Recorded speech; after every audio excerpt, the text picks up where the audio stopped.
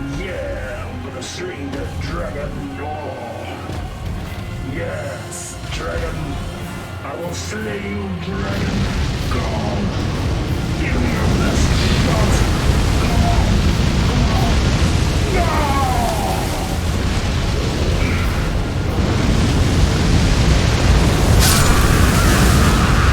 Hello, fellow Tarnished.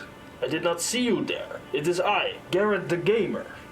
Did you travel to the lands between to check out my video? Or do you wish to become Elden Lord? You do look like a venerated warrior, emboldened by the flame of ambition. If that is the case, stay tuned for some in-depth game analysis, discussion, memes, and perhaps a tier list where I rank some of the bosses and weapons in this game, if I can be bothered to make one. Here, enjoy the video!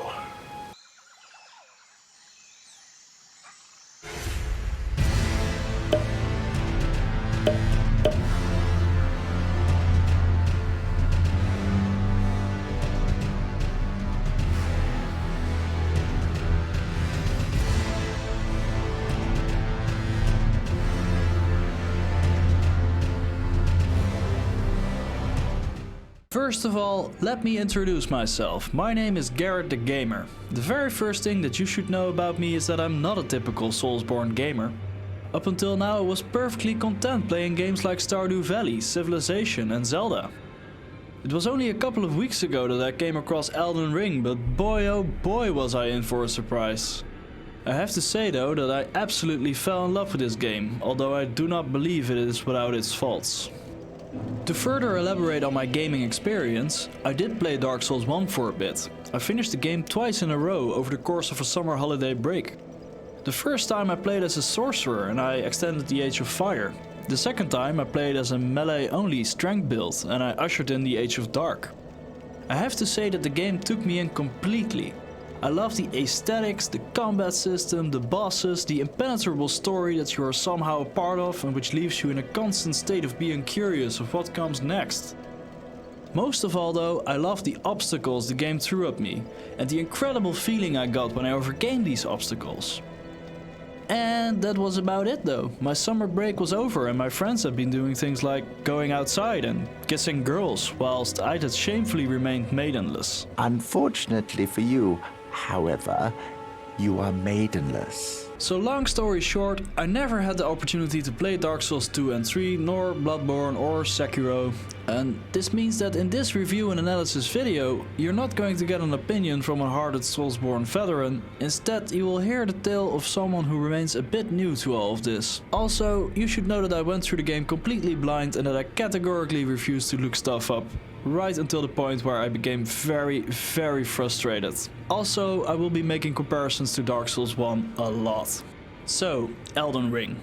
Where to begin? As all of you probably know by now, Elden Ring is the latest From Software game that can probably be best described as a crossover of Dark Souls 1 with Breath of the Wild and blah blah blah blah. Let's cut to the important stuff right away, the real quality content. Let's answer some real questions like what the hell is the difference between a light roll and a medium roll? Oh, but I'm not even kidding. I spent hours trying to figure this out. Seriously though, this rolling animation is exactly the same as this rolling animation. Let me see what the internet says. The animation is the same, but there might be a slight increase in iframes. What the hell are iframes? Oh wait, invincibility frames. That makes sense. Wait, does that make sense? Well, I guess when you look at it like that.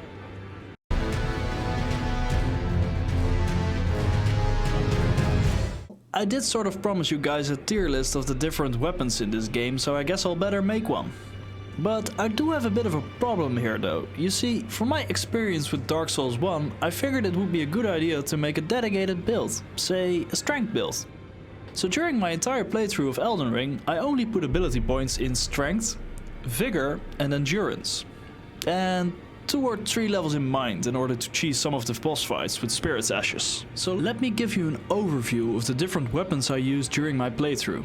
To start off, after digging around a bit with my starting axe, I immediately went for the club that this merchant sells in the starting area. Why, you might ask? Well, it was the only weapon that I could find that had a decent strength scaling. I didn't realize it at the time, but there were a lot of better choices to go for with my starting stats. The weapon scaling had hardly mattered at this point, but as I said before, I didn't notice when I started out, and because I believed it to be a good idea at that point in the game, I simply have to move it to S tier. I mean, if it wasn't the best weapon in the game, I would not be using it. Duh. The next weapon that I picked up and that I thought was cool was this giant anchor. Here's what I was thinking. Wait a moment, I can still get 3 hits into Margit after I bait out his jumping attack. And this weapon does a whole lot more damage than the club. Well, this weapon is obviously OP as tits and belongs in S tier obviously. Also, I see now that I was woefully mistaken about the club for some of the reasons I mentioned earlier, primarily that the scaling doesn't seem to matter that much at such a low level. So let me put that in F tier instead. The third weapon I equipped for more than 5 minutes was the Grafted Greatsword. And honestly, this is a nice one. It is a bit of a pain to equip with its level requirements at 40 strength and 14 dexterity, but man does it deal a nice blow. I mean, it does deal a nice blow. I really like the light attack combo, which is a horizontal slash. Additionally, the heavy attack is more of a vertical blow, which brings a nice variation to the moveset. And then there's its unique skill, Oath of Vengeance. In my opinion, this skill is better than all of the gazillion weapon arts that are scattered around the game. What it does is give you a 5-point boost to all of your attributes for 30 seconds, as well as I believe a poise boost for the same duration. This is the same effect as when you use a rune arc with Godric's Great Rune equipped. It means you basically gain 40 levels, which is a nice bonus to attack and defense if nothing else. You can get the sword from the Leonine Misbegotten at Castle Morn. I thought the fight was pretty intense at first until I figured out he was susceptible to poison. Turns out a big cat is pretty weak to a giant jellyfish. I mean, how the hell was I supposed to work that out? Oh, perhaps the fleet of giant jellyfish floating around just before the boss arena were a dead giveaway. Apparently I am pretty bad at taking a hint. In an unrelated matter, it took me 20 hours to even figure out that I could summon spirit ashes. So that's it.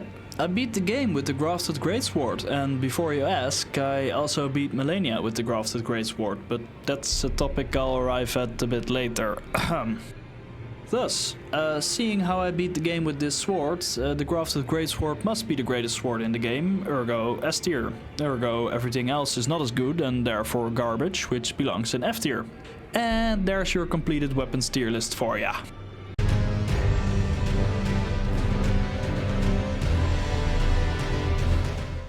Because apparently I talk about Dark Souls 1 all the time, allow me to point out that I really liked some of the references to that game in Elden Ring. For example, the fight with the gargoyles, which proved to be a very challenging fight, just like the first time around. But seriously, what the hell, From Software? Why can't I knock this guy off the stage? That's really a missed opportunity. It would have been great to get some freaking redemption for all the times I was knocked off the roof of the church in the undead parish. Furthermore, I'm pretty sure that this Omenfeller guy in the village of the Albinothrax is a reference to the infamous Capra demon, seeing how he has 2 swords and also dogs. So here is a great opportunity for revenge, especially now that I have these spirit ashes that I can use to call upon a gang of misfits. Yeah, how does it feel to be ganged up upon by multiple enemies in a cramped space? What's that you're saying? You can't get a hit in? Sucks to be you! Ha ha! Me and the boys, cheesing the game. What I also like about this game is the way the developers tackled the so-called chest problem. I mean, think about it. You've just built a gigantic world full of chests amongst other things. Now you've got to fill it up with stuff. Well, there are a ton of different weapons in the game, that was to be expected, but then there's also this chest. Find it at some point or something, I don't know.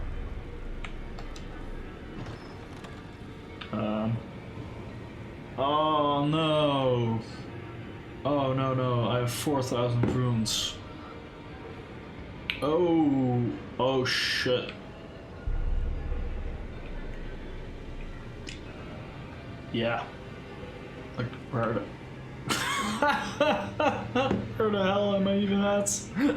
I can't teleport from here either. Another nice touch in this regard is that you can buy notes with strategic information from in-game merchants. For example, this one. It's a tip on how to take on demi-humans. If you take out the demi-human leader, it says, then his little minions will cry out in fear. Feels a bit wrong to kill them though, because it looks like they surrendered themselves and execution is technically a war crime.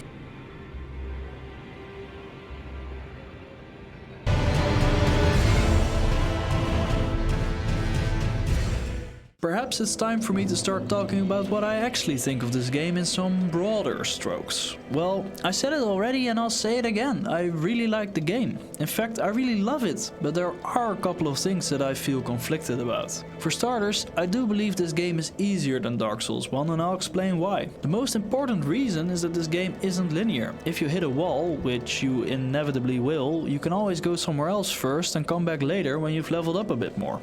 In addition to that, there are sites of grace practically everywhere and fast travel is unlocked right from the get-go. But here's why I feel conflicted. On one hand, it's a great quality of life improvement to zap around the map in an instant. It makes backtracking a lot easier and the game would probably be unplayable or at least not very enjoyable for most players without fast travel. The same goes for boss battles. It's reassuring that if you just put the time in, explore enough places, get the levels and maybe even do some farming, all the boss fights kinda become easy.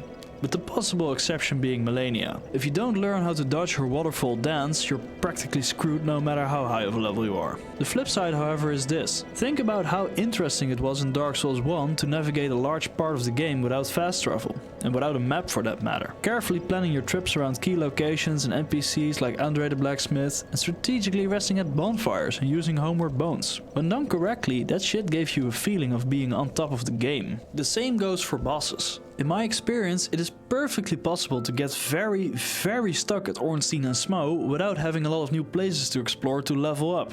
At least if you don't want to resort to farming the same enemies over and over again. But the feeling of pride and joy and actual fucking tears in my personal experience after beating Ornstein and Smo after 30 plus attempts is honestly unparalleled. You can't have your cake and eat it too. Without challenge, there is no overcoming. And don't get me wrong, there is challenge in Elden Ring, but beating the game nowhere near gave me the same feeling as when I beat Dark Souls 1 the first time. Dark Souls 1 was the most engaging game I ever played. It taught me the value of perseverance, not just in games but in life. I cried when I defeated Gwyn, and while I do think the final battle of Elden Ring was epic, it just couldn't make me feel the same way. Yes, I know. I've shown you some of the footage of me beating the Elden Beast, but there's also the optional boss Malenia, which is arguably a lot harder. Well, this is a bit of an awkward topic. Malenia turned out to be the only boss that I truly couldn't handle on my own, so I had to resort to, what do you call this, a gangbang. And it wasn't a particularly nice gangbang either. Just like the real thing, it felt a bit degrading as this one dude was soloing her whilst I was just standing there with a limp sword in my hand, reflecting on my life's decisions. Also, I had an annoying itch afterwards and I heard an alarming rumor that Scarlet Rot is becoming increasingly resistant to antibiotics.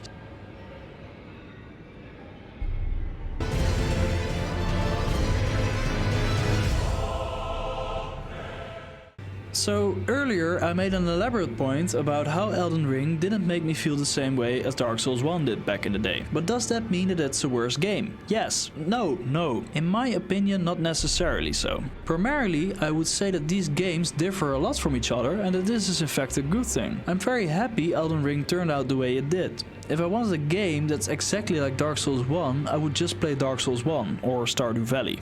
In fact, I see a very strong resemblance to the progression in the Legend of Zelda series, starting off with Ocarina of Time, which was of course a very linear game and also a masterpiece, just like Dark Souls 1. And then there's Breath of the Wild, an open world game, no linear progression and a completely different gameplay experience from any other Zelda game. I still think Ocarina of Time was a better game, but I'm very glad they didn't make another one just like it. Except, of course, they did with Twilight Princess, and then again, sort of with Skyward Sword. But I'm very glad that Breath of the Wild was something new. Before giving you the score, I want to thank you guys very much for watching my video all the way to the end. It was my very first YouTube video that I ever made. In fact, I enjoyed Elden Ring so much that it inspired me to build this YouTube channel and make a video. Please consider liking it and subscribing to my channel. I'm open to feedback and I'll try my very best to react to every comment on this video. You can also follow me on Twitter and interact with me over there. And with that out of the way, it's time for the score. So, about the score. A celebrated games critic once said that he doesn't give out scores because he doesn't believe that a complex opinion can be expressed numerically. Well, my opinions aren't particularly complex, so my score of the game is a 9.453 out of 10.